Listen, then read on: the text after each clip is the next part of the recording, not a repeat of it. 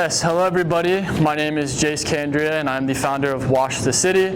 Wash the City is a community-based project. We use clothing as a vessel for change. So we make t-shirts that when you buy them, we use a portion of that sale to go out into our community, and we serve unhoused individuals by providing t-shirts, food, beverage, and other resources where we build trusted relationships to help people get to where they're trying to go. In 3.5 years, we've donated 7,000 plus t-shirts, helped 5 people in their process of getting off the streets, and we're going to start out by showing you a little video of what we do, where we've been, where we're going, and at the end there's like 2 credit sections. So the first credit, there's a blooper, another credit, and another blooper. So it's 7 minutes. Enjoy. It's a great video, and you'll get to know and understand more of what we do.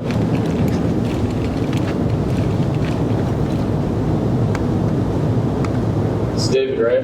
Yeah. Wow. So just keep an eye on that. David, do you need me to call somebody?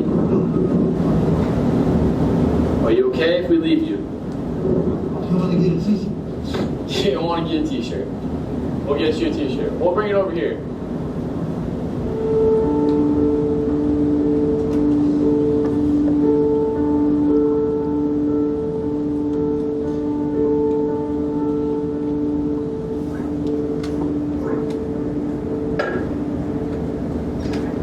Wash the City is a product paired with a service. What we do is we make t-shirts, hoodies, hats that when you buy them, we donate 10% of the sale to ending homelessness.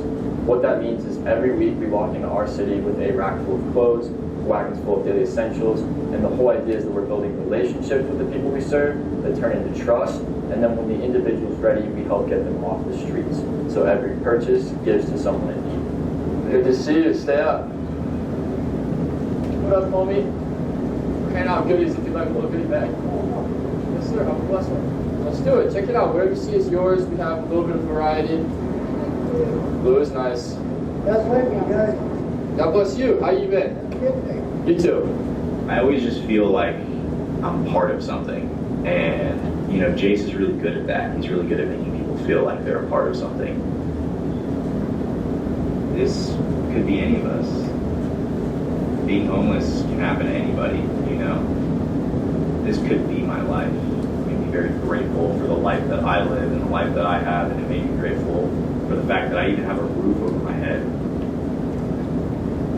The people that we're serving have provided me with more knowledge, more gifts than I have ever provided them with. Actually, Victor. Hello? So the thing is we have the barbershop meeting at 3 o'clock.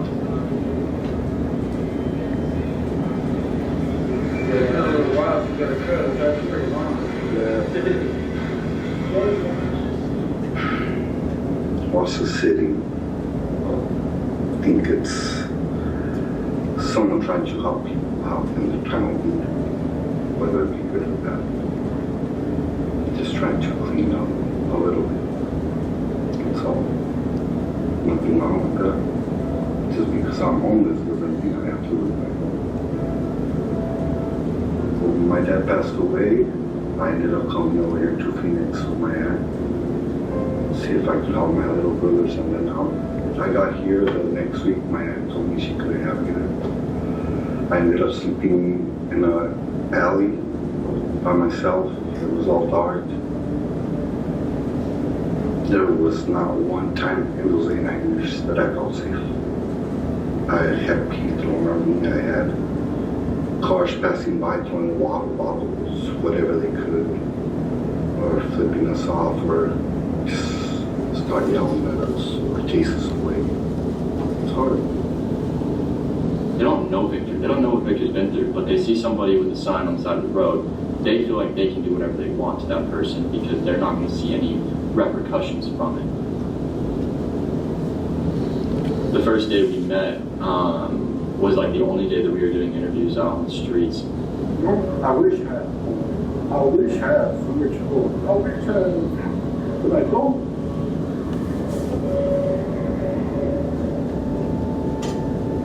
He's real. He's not big like all these people out there. He's very honest, very truthful. I can see something, you know. Maybe that's why I thought. And so I took my time to sit down with him. There's a lot of other things that have happened since then, but ultimately, I've had his back and he's had my back as well. He helped us furnish our apartment. He's been helping us a lot. That was our happiest thing.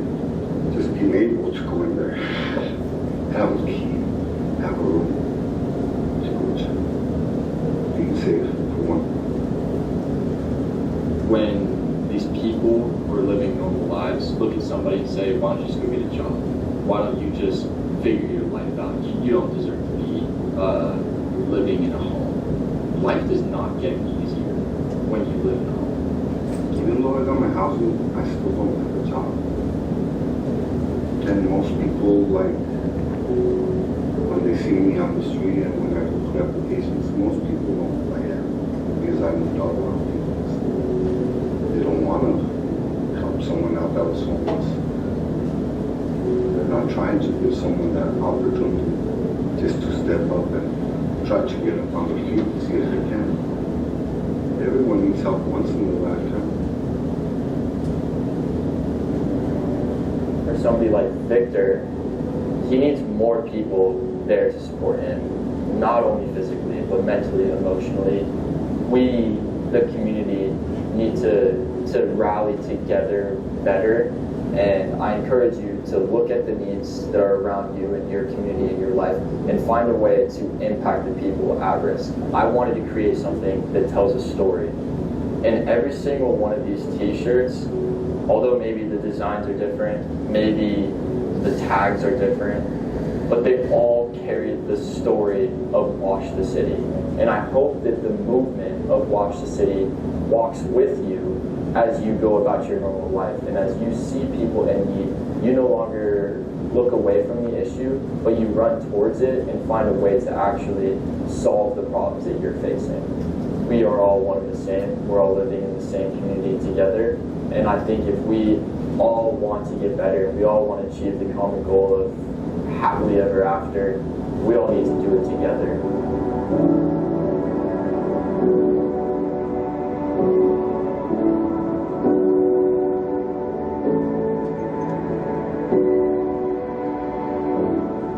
God's good. Jake's good. He's a good guy. He'll go to heaven. He'll be first in line. I might be at the end of the line. I'll try to slide in before they close the gates on me.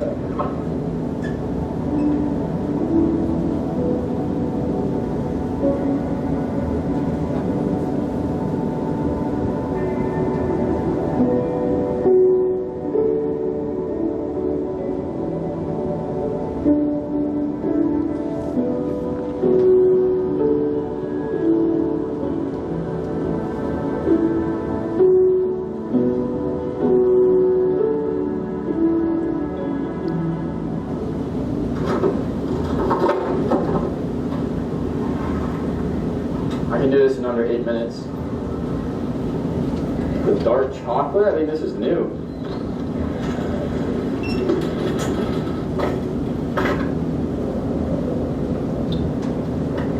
Red Bull better sponsor me.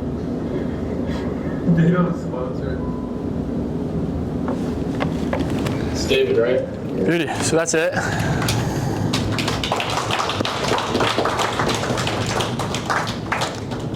Perfect. So that is a little detailed look at Wash the City, where we were about a year and a half ago. The guy in the video, Victor, was in many ways somebody that we would serve on a normal Wednesday. We were out in downtown Phoenix. I don't normally go out and try to get interviews right off the bat, right? I really want to build a relationship with somebody first.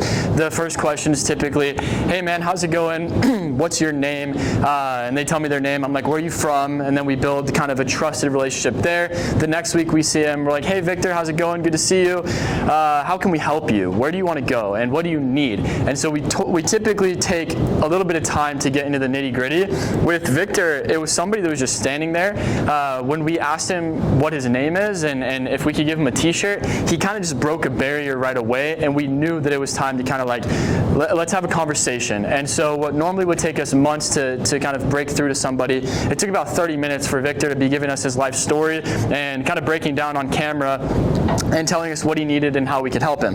Through this journey, I come here to tell you that this conversation, the life that we helped and the life that helped me would never have been possible if we would have just played the game like normal people do and don't talk to people that we don't normally talk to. We saw Victor and we wanted to learn more about Victor, and in getting to know Victor, we were able to be in a position to bring resources around him to help him, and he in turn helped our life. Victor is a very special person to Washington City, and we're very grateful for this journey. That was the video. Within our story starts in Phoenix, Arizona. I grew up in central-ish Phoenix, and if I'm starting to slur a little bit, I'm not used to talking for multiple hours out the day, so I'm trying to keep together. But I started in Phoenix, Arizona. My family lived next to Moon Valley High School, and I went to school there, and then right before high school, I moved up to North Phoenix, where I went to Candrea Day O'Connor. It was a real big demographic shift for me. Where I grew up was, I feel like, surrounded by one thing, and then where I grew up over in North Phoenix was another thing. I went from being just, I feel like, a normal kid to being in North Phoenix, where there was a lot more money and a lot more privilege. So when I went to O'Connor, I kind of felt that. I felt a little bit disconnected from normal Phoenix society, and went pretty much my whole career at Candrea Day O'Connor up until my senior year, not serving anybody, not really thinking about anybody but myself and those around me. And my senior year at Candrea Day O'Connor, they had given us, as they do all seniors, the senior service project, where you have to go into the community and you have to serve at somewhere and get some hours and do a report on it. I chose to go to St. Mary's Food Bank, where I spent, I think, 10 hours there, and I gave nothing of my own that day except for my time. I didn't spend any money on food, any resources. I was just there having conversation, helping people however I could. That day was so transformative to me that I went home, I told my mom about it, and I told her that I could probably see myself doing something like this the rest of my life. I put that in my back pocket, and as a senior, I'm looking to where I want to go to school in the next year, and I originally wanted to leave Phoenix. I wanted to go to NAU, I wanted to go to U of A, I wanted to go somewhere besides ASU or GCU. And when I toured NAU, I realized quickly that I probably wouldn't be snowboarding every day. It's probably too cold, and I wouldn't want to walk to class in the snow, and the freshman dorms were a little rough in my experience. So I decided, let's go to U of A, where all my best friends were going. Let's go tour the campus and see what's going on. We were there on a Friday after what many know as Thirsty Thursday, and it felt like a lot of zombies walking around the campus, and I kind of figured that I would become a zombie if I went to that campus, and that's not what I'm paying to go to school for. I wasn't fortunate to have a full ride for athletics or academics. I'm actually investing into myself and want to get something out of this. So I decided to join my cousin, who was at GCU at the time. He was engineering, and he invited me to a basketball game. I went in and was blown away. I was a big student section kid at high school. I'm sure you're kind of painting the picture of who I was. And they have a great student section. They had a great energy, a great environment, and I felt that light. I felt that energy, and I wanted to be a part of it. So the next week, I scheduled a tour. I went around campus and told my mom and grandma, this is where I'm going to be. This is where I'm going to become a better man. This is where I'm going to learn. This is where I'm going to grow. And heading into freshman year, I actually became that zombie that I didn't want to be. I was hanging out with the wrong people. I was focused on the things that I didn't want to pursue. I surrounded myself with probably the wrong crowd, great people, just not really promoting the right things. So I lost myself. And the kind of breaking point of that moment was, I'm a big family guy, spent a lot of time at my family's house, and even through this period of my life, I would find myself bringing my friends home. We'd be at my parents' house every weekend. We had a sick dive table in the back. My parents had a really nice pool, and we'd have parties there all the time. Until my mom and sister sat me down and told me that every time I'd come home, I wouldn't give them a hug.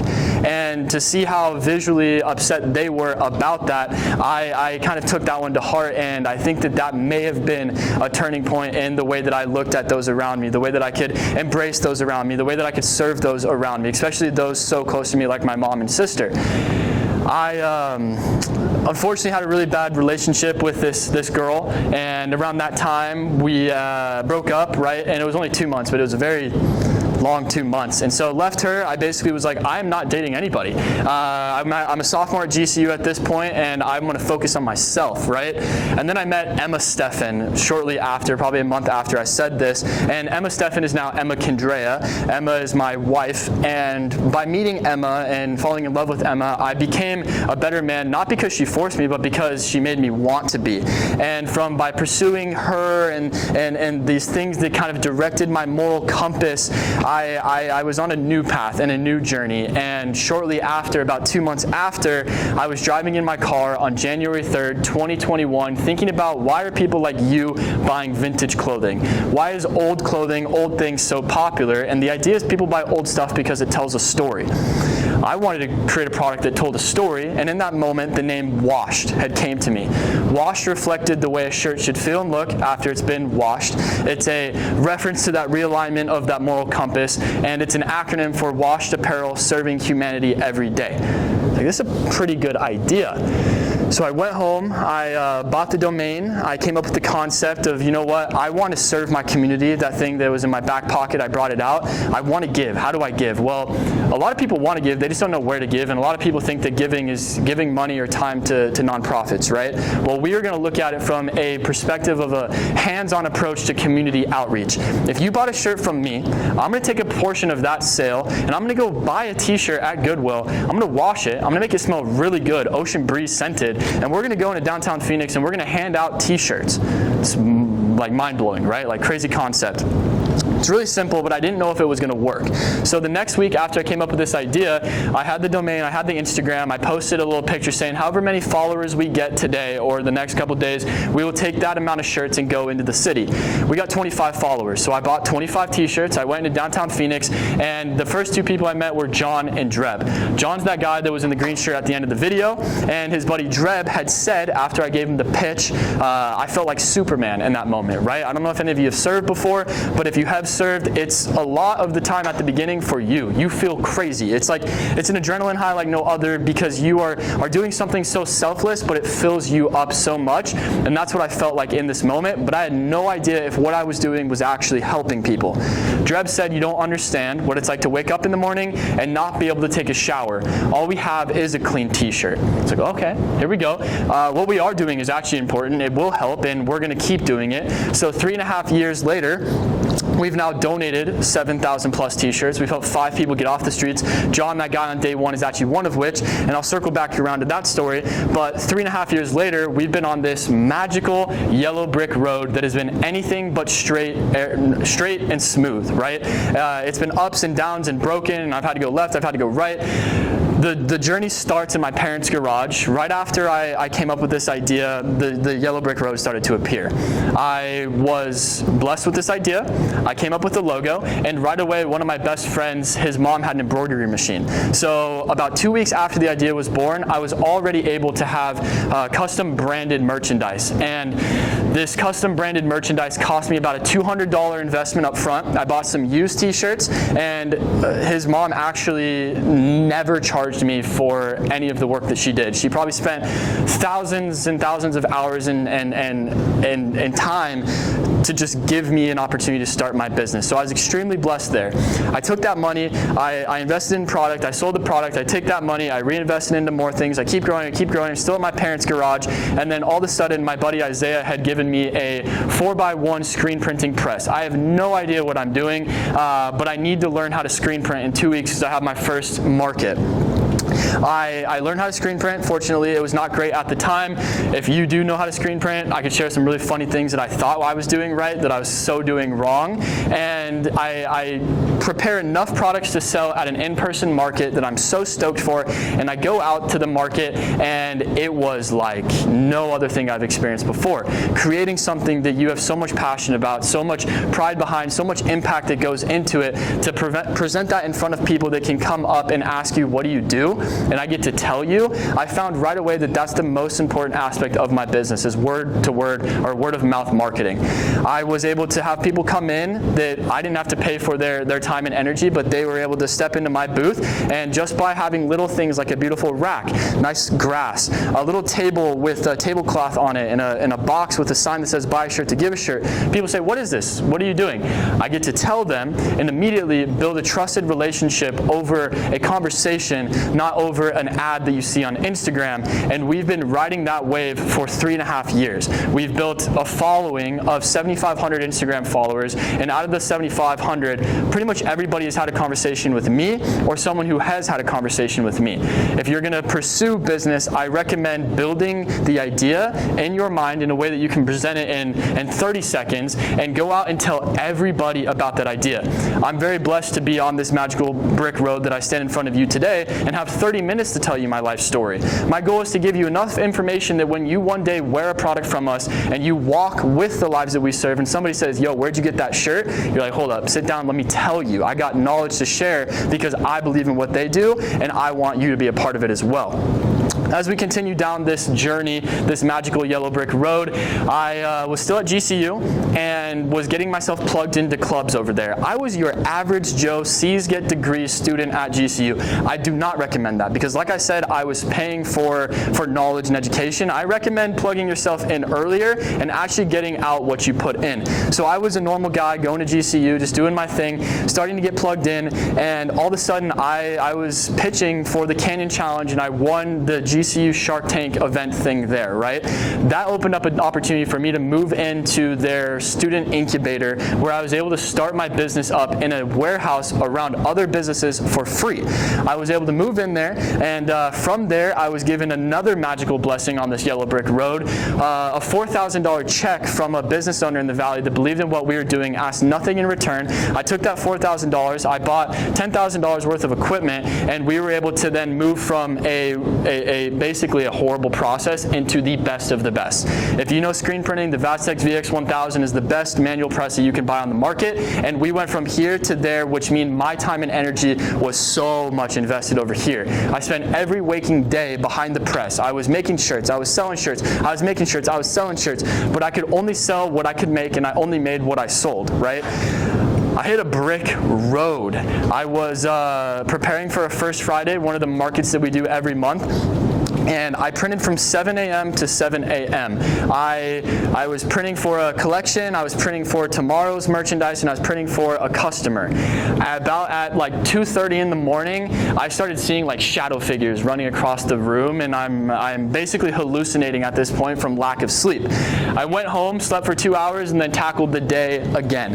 I broke down that weekend, that Sunday, did nothing but sleep, and said I will never do this again. So I sold my equipment, basically had a internal crisis of that was my identity. I didn't realize it. It was my bottleneck. It was the reason why I couldn't grow, but I had so much identity in this aspect of my business that I was kind of lost in what I needed to do. So I spent the next 5 months building out a supply chain, building out a way to make products that's more efficient, more better for my body, my health, and those around me. And so I actually did sell my equipment to the people that now print for us. We have a beautiful relationship. We help each other make each other's stuff, and it's been working great as of now. The next biggest blessing on that yellow brick road was this dope bus that was this is kind of funny, my really good friend growing up, longest standing friend's ex-girlfriend's dad, who lived 20 minutes from where my wife's family lived in North Dallas, was giving us a bus for free. All I had to do was drive it 1,100 miles from Dallas to Phoenix. That bus made it. So we got it here, we were able to convert it, we were able to make it into a really cool shop. Hopefully you guys will be able to see it eventually. But we're now using that as our vessel to serve and to sell out of. The yellow brick road is basically like, I don't know how I could even explain it. There's like a business side, there's like a impact side as well, right? When we started, I told you I felt like Superman. I served 25 t-shirts to people living on the streets that day, and pretty much probably talked about it for a year, how cool that thing that we did was. I served a lot within that, but I was so driven and so motivated by that experience that we kept doing it.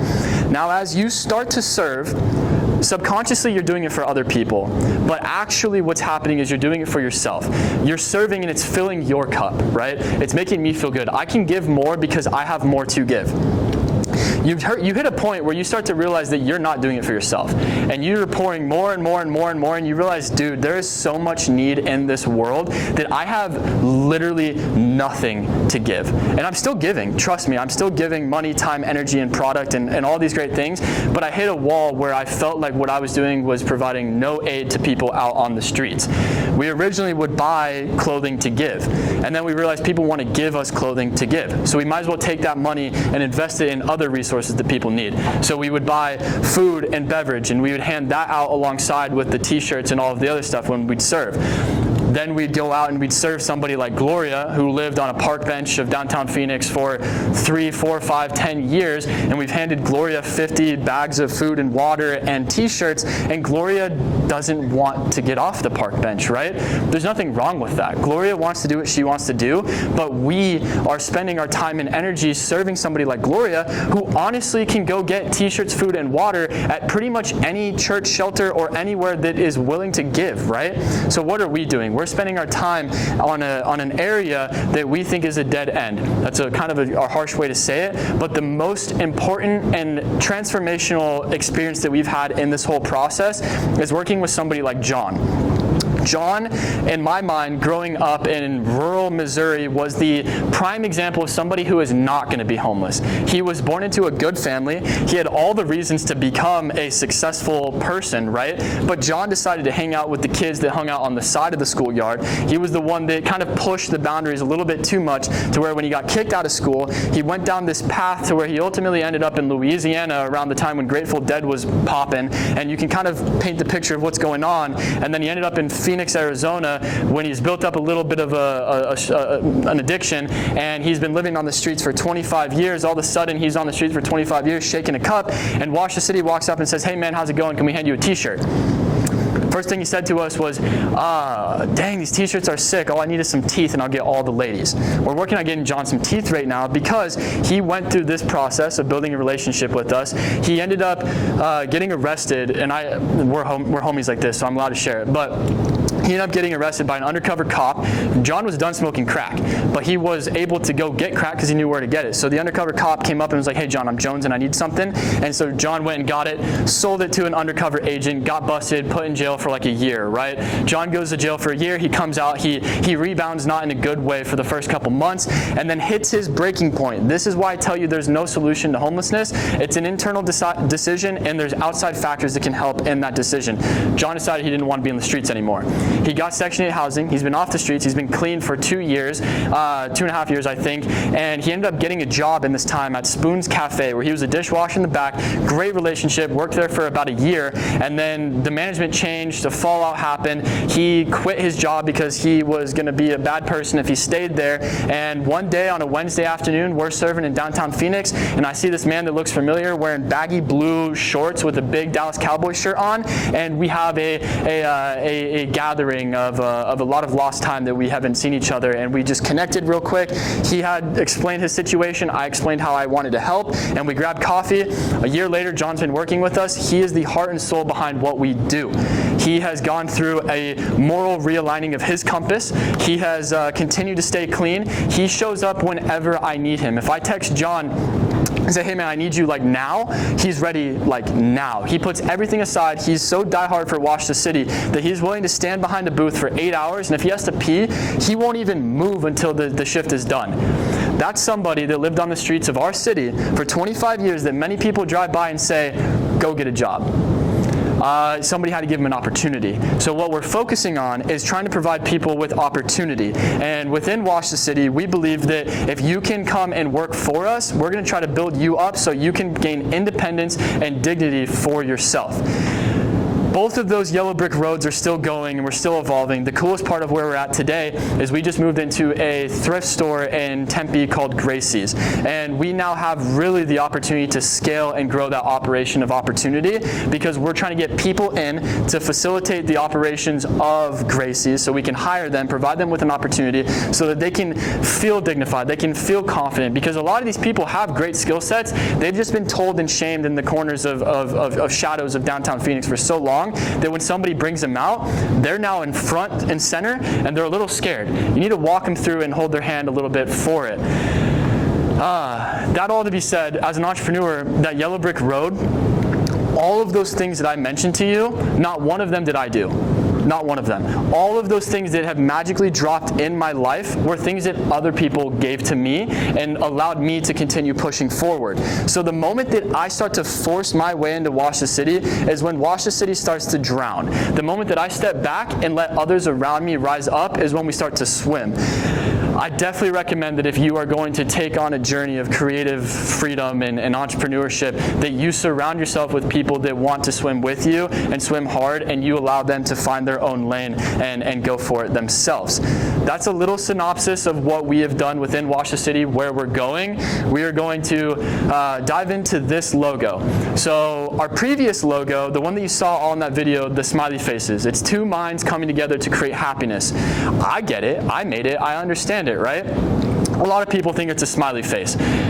We made this, and we feel like this hits a little bit heavier. I'm going to open this up to questioning. I said it before in the other classes. I should have said it before in this class. This is a conversation. I'm going to give you things. I, as well, am trying to learn from you. You, selfishly from me, are a target market of mine. So when you give me insight, when you give me knowledge, it definitely benefits me as well. But I'm trying to pour out as much as I can to you.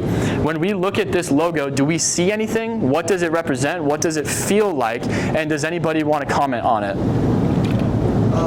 My guess on it is it's four people obviously holding hands and one guy turning around to hold the front person's hands to signify that, oh, even if you're ahead in life, that you can still turn around and help the people behind you or the people lower than you, I guess. I love it. And your answer? I'm sorry, but for the recording, can you repeat the question and repeat the comment, please? Oh, yeah. Okay. So the question was, what does this logo mean? The answer was, there's four people behind the guy who's turned around in the front, and no matter how far ahead you are in life, you can pull people alongside you, right? That's beautiful. That's actually not what I made it to be intended for, but you're the first one today that said it. I've had other people say it in the past, and that's what I was hoping somebody would say, because it goes both ways. Some individual, like yourself, can have the impact of four people, but you don't even see the third person, the fourth person, or the fifth person, right?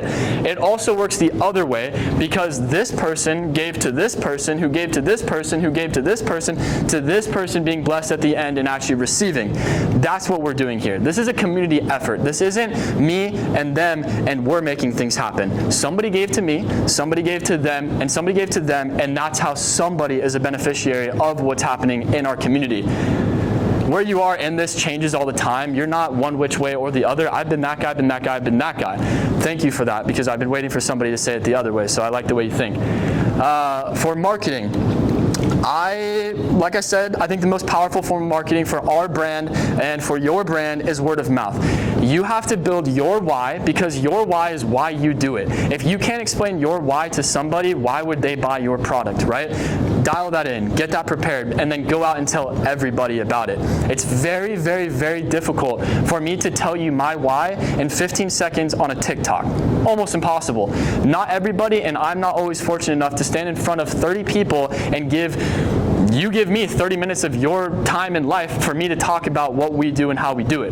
The goal, though, is when you learn about what we're doing, how we're doing it, why we're doing it, and you wear that shirt, you're just waiting for somebody to say, yo, where'd you get that? And then you get to spend 30 minutes explaining why you're wearing it. So within our social media, like I said, I want to open this up to you guys on how am I doing, what can I do better, and do you feel like we are doing a good enough job telling that why? And I'll explain kind of my thought process behind some things, but this is our social media.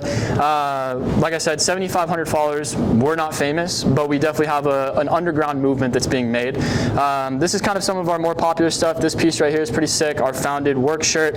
Does anybody notice something in this hat? I have to click on it.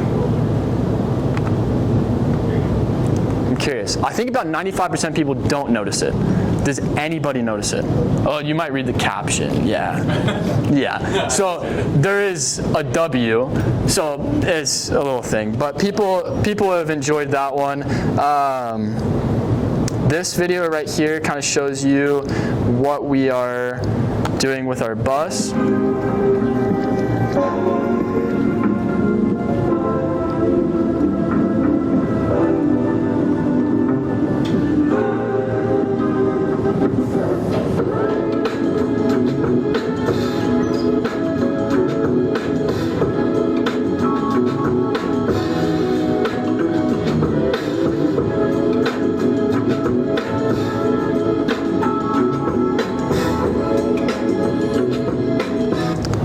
So that's pretty much social media. I'm gonna play this video even though my voice, like, sometimes I make videos and I'm like, this is sick, and then I look at it again, I'm like, this was gnarly. This is the craziest shirt we've ever made. We're taking our hand-dyed thermal, tossing it on our little press. We got 2 big barbed wire screens that we're printing on the front side of the shirt right now. We print the left side, the right side, and then we go bring it over to the dryer so that it's ready to print on the other side of the shirt. Once we have it on this side, we do the same thing, print left side, right side, and then dry it again. Now we're printing the arms. We toss a little piece of cardboard on there and print the right sleeve front, the left sleeve back, the right sleeve back, and the left sleeve front, and then we sew in a nice tag and wear it. It's going to be available online on our website this Friday. Go buy it. That piece is a heater, definitely one of our more popular. Now we're gonna take a look at our website. The thing that I was going to comment on that's difficult for our brand, right? When you think of Wash the City, hopefully the first 2 brands that you thought about were Tom's and Bombas. You buy one, we give one. When you look at Tom's and Bombas, obviously they're doing great things with their product, but when you look at their marketing, they're not really showing you outwardly directly the cause of their movement, right? They show you the effects. They're not showing you every week handing out t-shirts to people on the streets. They're not showing you the shoes they ship to Uganda for people to be wearing. They're telling you that this product is going to look good on you, feel good on you, and make you feel good about wearing it. That's what we're trying to take. We've done everything. We've tried every different marketing strategy. We're not viral. We're not famous yet. We're going to keep trying and keep trying to push. The angle that we're going on right now is we want you to believe in our product. We want you to believe in the way that our product looks. We want you to feel confident wearing it. And by the time that you realize what we're doing, you're already sold, right? We're not going to change who we are, what we do, and why we do it, but we definitely want to make sure that we're putting our best foot forward on the product, because the product is why you're going to buy it and wear it. So quick, our mission is to unite those in need with those who can give by changing the world one t-shirt at a time. Very vague, but very true to who we are and what we're doing. This is also an analysis that you guys are providing for me. So if you think of anything that you're like, yeah, that's fire, this is not, I'm gonna ask a question in a second. This is a little breakdown of how it works. You buy a shirt to give a shirt, and we give it to someone in need. Over here is our warehouse. As a customer, you have 2 options. You can either buy a shirt from us, or you can donate a shirt to us. Either which way, we're gonna employ second chance individuals to wash, sort, and donate products that we give to those in need. It's all accounted for. Buy a shirt to give a shirt. Break it down with a little vibey video, VHS of us in our bus. We got More Blessed to Give Than to Receive, the documentary. This is a cool program that we had. It's called Teach, Create, Serve. We taught foster youth how to create products to serve those in need. Had 6 graduates, Miles is a G, doing dope things. These are things that we don't really like lean in on from a marketing standpoint, but from a human standpoint, we pull up for. That seems about it for the marketing side. Perfect. So any questions or comments or thoughts on our marketing? Like I said, you're valuable case studies for us. If not, no worries. So all the pictures you've shown of them like modeling pictures, they're missing like, you know, this out in the middle of the city.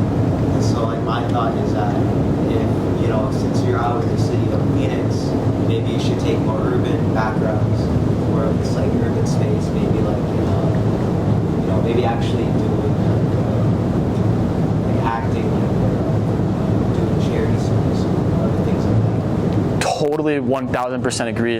That is a great take. Oh yeah. So the question was, what are we doing right and what are we doing wrong? Homie said, as a brand that says wash the city, serves people in the city, why is every picture of the desert, right? Great point. We've like I said, tried a little bit of everything. Now, selfishly, my response to this is, I had a conversation with somebody one time, and they said, whoever tells you that business isn't personal doesn't own a business.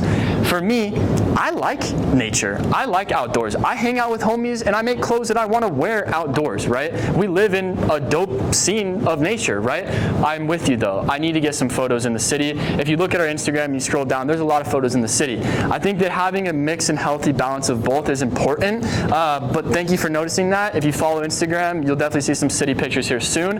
That is huge. What is our why? Who are we serving? Where are we serving? We took a creative risk to be more personal for ourselves and our brand, to put a product in a scene that we would want to be seen in it. That's kind of my answer to that. But you're 100% right. Any other questions? Beautiful. So what I'm going to leave you with today, try to make it quick, short, and sweet, is 3 lanes. In all areas of your life, you need to make sure that you have 3 channels going on. You need to have a stable situation, a curious situation, and a risky situation. Right now, you're high schoolers, so your stable situation is school. You better stay here, you better get it done, because it's free education. You're learning, right? It doesn't cost you anything except pulling up and having your time be here. It's stable. Curious is, if some of you have a job, where are you kind of spending your time? Maybe it's Goodwill, maybe it's McDonald's, maybe it's here, maybe it's there. You're obviously curious because you stepped out of your comfort zone, stepped out of mom's house and wherever, and school and wherever, and you're curious about growing your career, right? Now, risky is, some of you are thinking right now, how can I make $1 million off of Dogecoin? Not happening anymore, but how can I make $1 million over here? How can I go viral over here? How can I do this? That is beautiful. Study it. Risk everything that you can be willing to lose. And I would hope at this point it's time and energy. Don't spend money on the risky things if you don't have to, but pursue 3 different channels. Right now, my stable is in a transition phase, really, but it's Wash the City. So Wash the City is stable.